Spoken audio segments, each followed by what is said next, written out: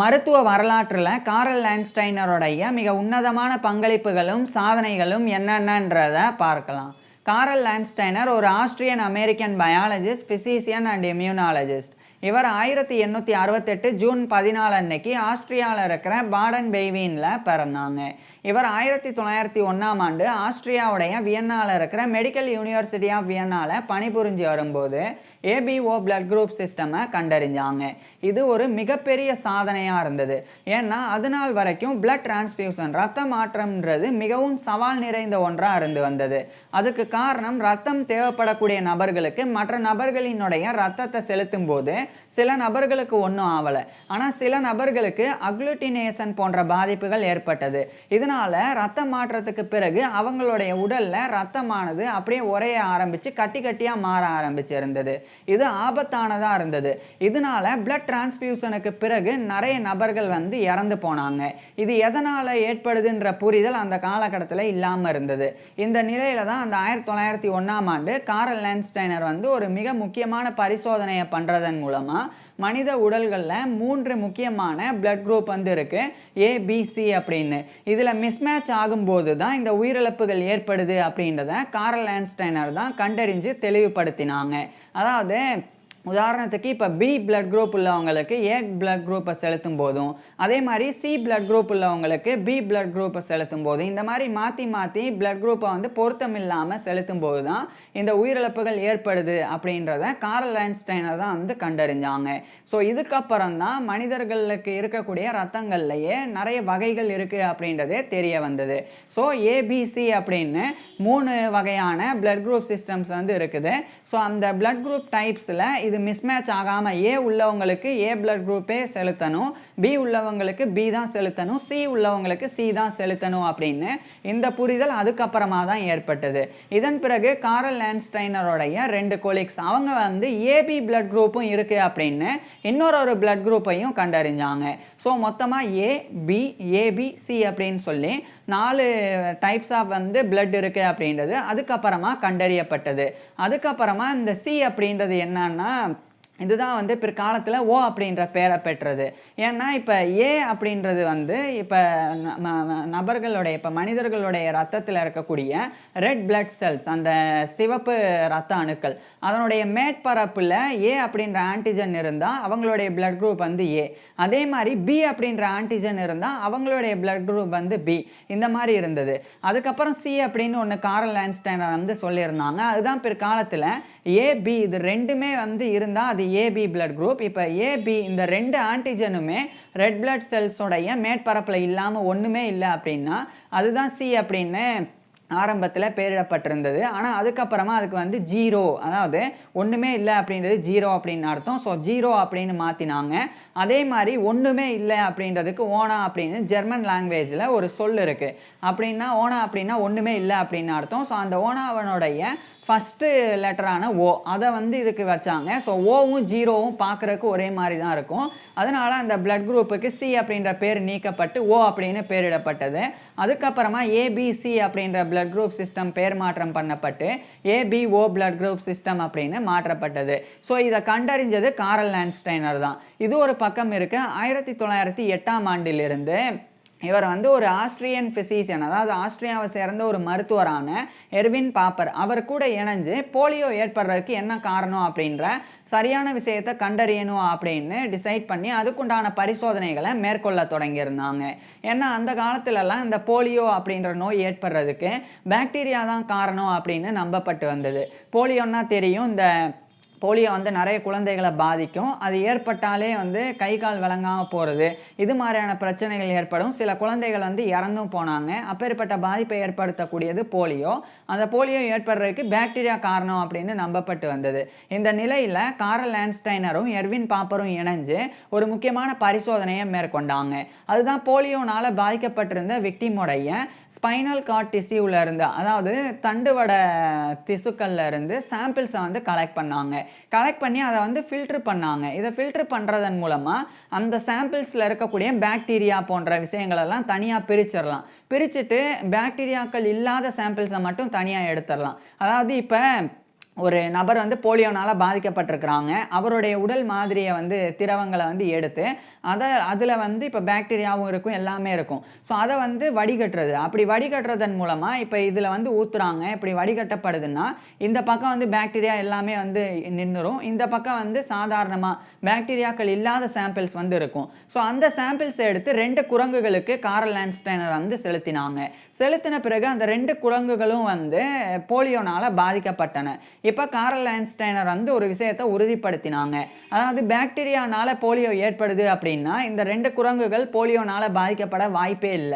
ஏன்னா, அந்த போலியோனால பாதிக்கப்பட்ட நபரினுடைய ஸ்பைனல் கார்ட் டிஷ்யூல இருந்து எடுக்கப்பட்ட சாம்பிள்ஸ் வந்து வடிகட்டப்பட்டு பாக்டீரியா வந்து நீக்கப்பட்டது. இப்ப பாக்டீரியா இல்லாத சாம்பிள்ஸ் தான் அந்த 2 குரங்குகளுக்கு செலுத்தப்பட்டது. ஸோ பாக்டீரியா இல்ல.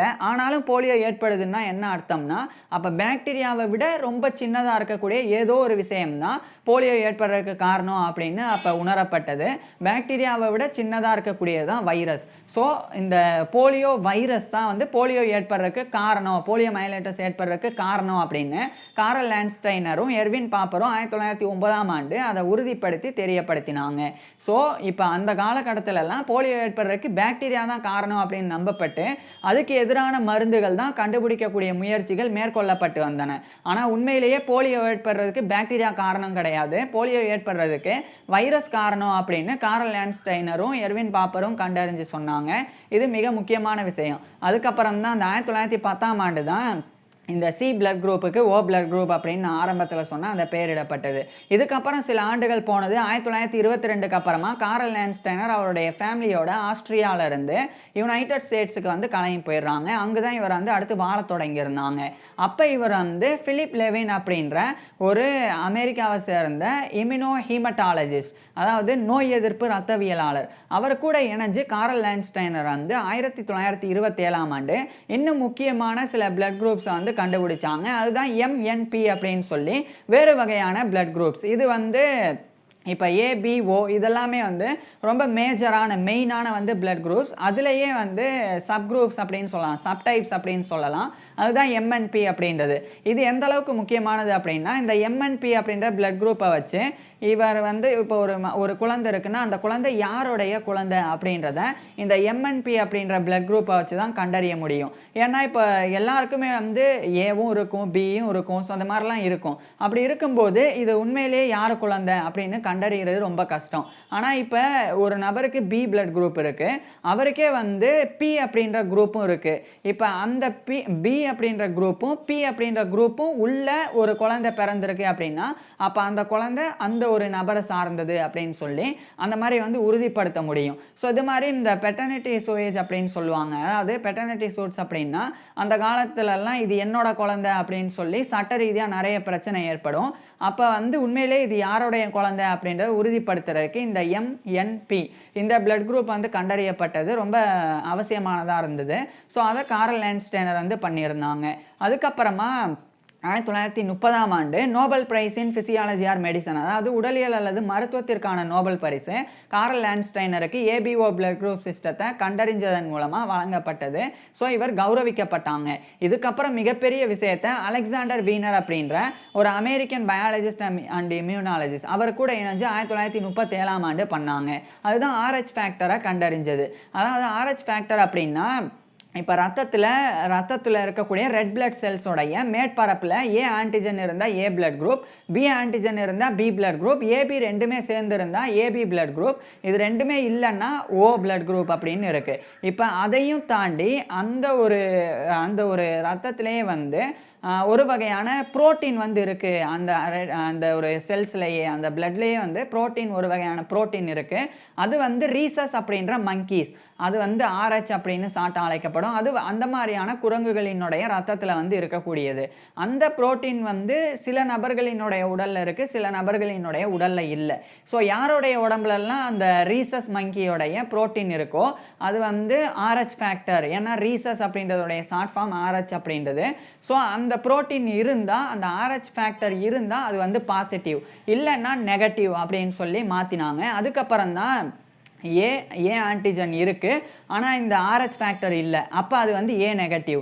அதே சமயம் ஏ ஆன்டிஜன் இருக்குது ஒரு நபருடைய பிளட்டில், அதே மாதிரி இந்த ஆர்ஹெச் ஃபேக்டரும் இருக்குது, அப்போ அது ஏ பாசிட்டிவ். ஸோ இந்த மாதிரி பி பி பிளட் குரூப் உள்ளவங்களுக்கு இந்த ஆர்ஹெச் ஃபேக்டர் இருந்தால் பி பாசிட்டிவ், இல்லைன்னா பி நெகட்டிவ். அதே மாதிரி தான் ஓ பிளட் குரூப் உள்ளவங்களுக்கு ஆர்ஹெச் ஃபேக்டர் இருந்தால் ஓ பாசிட்டிவ், ஆர்ஹெச் ஃபேக்டர் இல்லைன்னா ஓ நெகட்டிவ். ஸோ இது மாதிரி இன்னும் துல்லியமாக வந்து அந்த அந்த பிளட் குரூப் வந்து இன்னும் பிரிக்கப்படுறதுக்கு காரணமாக இருந்தது. ஏன்னா இப்போ உதாரணத்துக்கு ஏ நெகட்டிவ் உள்ளவங்களுக்கு வந்து ஏ பாசிட்டிவ் பிளட் வந்து கொடுக்கக்கூடாது. அப்படி கொடுத்தா ஃபஸ்ட்டு முறை கொடுக்கும்போது ஒன்றும் ஆகாது, ஆனால் 2ஆம் முறை கொடுக்கும்போது அவங்களுக்கு வந்து பாதிப்பு ஏற்படும். அதே மாதிரி தான் ஒரு லேடி, ஒரு பெண் வந்து ப்ரெக்னெண்ட்டாக இருக்கிறாங்க, அவங்களுடைய வயிற்றில் இருக்கக்கூடிய குழந்தையோடைய பிளட் குரூப் வந்து பாசிட்டிவ் இருக்குது. அதே சமயம் அந்த பெண்ணுடைய ரத்தம் வந்து நெகட்டிவாக இருக்குது அப்படின்னா, அப்போ அந்த தாயினுடைய உடல் வந்து அந்த குழந்தையினுடைய பிளட்டில் இருக்கக்கூடிய பாசிட்டிவ் அந்த ஆர்ஹெச் ஃபேக்டர் அதை வந்து வேற ஒரு ஃபாரின் ஆப்ஜெக்ட் அப்படின்னு நினைக்கும். ஸோ அதை வந்து ரெக்கக்னைஸ் பண்ணி அது கிருமி போன்றது அப்படின்னு அந்த குழந்தையே வந்து அழிக்க ஆரம்பிச்சிடும். ஸோ அந்த குழந்தையினுடைய ரத்தத்தை அழிக்க ஆரம்பிக்கும். அதனால் வயிற்றில் இருக்கக்கூடிய குழந்தை வந்து ஒன்று இறந்து பிறக்கும், இல்லைன்னா பிறந்த பிறகு ரொம்ப ரத்த சோகை மாதிரியான பிரச்சனைகளோட பிறக்கும். ஸோ அதுதான் வந்து ஹீமோலைட்டிக் டிசீஸ் அப்படின்றது பிறக்கக்கூடிய குழந்தைகளுக்கு இருக்கக்கூடியது. அது எரிஸ்டோபிளாஸ்டோசிஸ் அப்படின்னும் அழைக்கப்படும். ஸோ அந்த பாதிப்பு வந்து ஏற்படும். ஏன்னா நெகட்டிவ் ரத்தம் உள்ள பெண்களுக்கு பாசிட்டிவ் குழந்தை வந்து பிறக்க போகுதுன்னா அப்போ இந்த பிரச்சனைலாம் ஏற்படும். ஸோ அந்த பிரச்சனை ஏன் ஏற்படுதுன்னு அந்த காலகட்டத்தில் தெரியல. ஆனால் ஆர்ஹெச் ஃபேக்டர் அப்படின்னு ஒன்று இருக்குது, அதனால தான் இந்த பிரச்சனைலாம் ஏற்படுது அப்படின்னு கார்ல் லாண்ட்ஸ்டைனரும் அலெக்சாண்டர் வீனரும் தான் கண்டறிஞ்சு சொன்னாங்க. ஸோ இவ்வளோ சாதனைகளை கார்ல் லாண்ட்ஸ்டைனர் பண்ணியிருந்தாங்க. இதுக்கப்புறம் இவர் இறுதியாக 1943ஆம் ஆண்டு ஜூன் 26 அன்னைக்கு இவருடைய 75 வயசில் கார்ல் லாண்ட்ஸ்டைனர் இறந்து போயிடுறாங்க. இவர் இறந்து போன பிறகும் இவர்னால் கண்டறியப்பட்ட விஷயங்கள் தான் இன்னைக்கு பல ஆயிரக்கணக்கான, இன்னும் சொல்லப்போனால் எண்ணிலடங்காத உயிர்கள் காப்பாற்றப்படுறதுக்கு கார்ல் லாண்ட்ஸ்டைனருடைய பங்களிப்பு தான் மிக உன்னதமானதாக இருந்து வருது. ஏன்னா இவர் தான் ஏபிஓ பிளட் குரூப் இருக்குது, பாசிட்டிவ் நெகட்டிவ்லாம் இருக்குது அப்படின்னு கண்டறிஞ்சு சொன்னாங்க. அதனால தான் இன்றைய காலகட்டத்தில் இந்த ரத்த மாற்றம் அப்படின்றது ரொம்ப சரியாக பண்ணப்படுது. இந்த ரத்த மாற்றம் பிளட் டிரான்ஸ்ஃபியூஷன் அப்படின்றது எவ்வளோ முக்கியம் அப்படின்றது தெரியும். சில நேரங்களில் பிரசவத்தின் போது பெண்களுக்கு அதிகமாக ரத்தப்போக்கு ஏற்பட்டால் அப்போ ரத்தம் கொடுக்கணும். அதே மாதிரி ஆக்சிடென்ட், விபத்துலாம் ஏற்பட்டால் நிறைய ரத்தம் போகிறவங்களுக்கு ரத்தம் கொடுக்கணும். இது மாதிரி நிறைய ரத்த சோகையினால் பாதிக்கப்பட்டவங்களுக்கு ரத்தம் கொடுக்கணும் அப்படின்னு நிறைய பேருக்கு ரத்தம் கொடுக்க வேண்டிய சூழ்நிலை இன்றைய காலகட்டத்தில் இருந்து வருது. ஸோ இன்றைய காலகட்டத்தில் கரெக்டாக ஃபைன் பண்ணி ரத்தம் வந்து யாருடைய ரத்தம் கொடுக்கணும், ஏபி பாசிட்டிவ் உள்ளவங்களுக்கு என்ன ரத்தம் வேணால் கொடுக்கலாம், அதே மாதிரி ஓ நெகட்டிவ் உள்ளவங்க யாருக்கு வேணால் ரத்தம் கொடுக்கலாம். இது மாதிரியான விஷயங்கள் எல்லாம் கண்டறியப்படுறதுக்கு கார்ல் லாண்ட்ஸ்டைனர் தான் வந்து அடித்தளமிட்டிருக்கிறாங்க. இதனால தான் கார்ல் லாண்ட்ஸ்டைனர் வந்து கொண்டாடப்படக்கூடிய ஒரு நபராக இருக்கிறாங்க. இப்பேற்பட்ட கார்ல் லாண்ட்ஸ்டைனர் பற்றி நீங்கள் என்ன நினைக்கிறீங்க அப்படின்றத கீழே கமெண்ட்ஸில் சொல்லுங்கள். அதே மாதிரி இப்போ நான் சொன்னது எல்லாமே மேலோட்டமாக சொல்லியிருக்கேன். இதை பற்றி டீட்டெயிலாக தனித்தனியாக நான் வந்து வீடியோஸ் போட்டிருக்கேன். உதாரணத்துக்கு இவர் எப்படி ஏபிஓ பிளட் குரூப் சிஸ்டமை கண்டறிஞ்சாங்க அதை பற்றி தனியாக வீடியோ போட்டிருக்கேன். அதே மாதிரி இந்த போலியோவை ஏற்படுத்தக்கூடிய வைரஸ் தான் அப்படின்றத இன்னும் இவர் எப்படி கண்டறிஞ்சாங்க அப்படின்னு ரொம்ப தெளிவாக ஒரு வீடியோ போட்டிருக்கேன். அதே மாதிரி இவர் கண்டறிஞ்ச அந்த ஆர்ஹெச் ஃபேக்டர் பாசிட்டிவ் நெகட்டிவ் அதை இவர் எப்படி கண்டறிஞ்சார் அப்படின்றதையும் ரொம்ப தெளிவாக பேசியிருக்கேன். அதே மாதிரி கார்ல் லாண்ட்ஸ்டைனருடைய ஃபுல் லைஃப் ஹிஸ்ட்ரியையும் பேசியிருக்கேன். ஸோ அந்த 4 வீடியோஸையும் பார்க்குறதுக்கு கீழே டிஸ்கிரிப்ஷனில் லிங்க் கொடுத்துருக்குறேன். கட்டாயமாக பாருங்கள், தெளிவாக தெரிஞ்சுக்கணும் அப்படின்னா. தேங்க்யூ.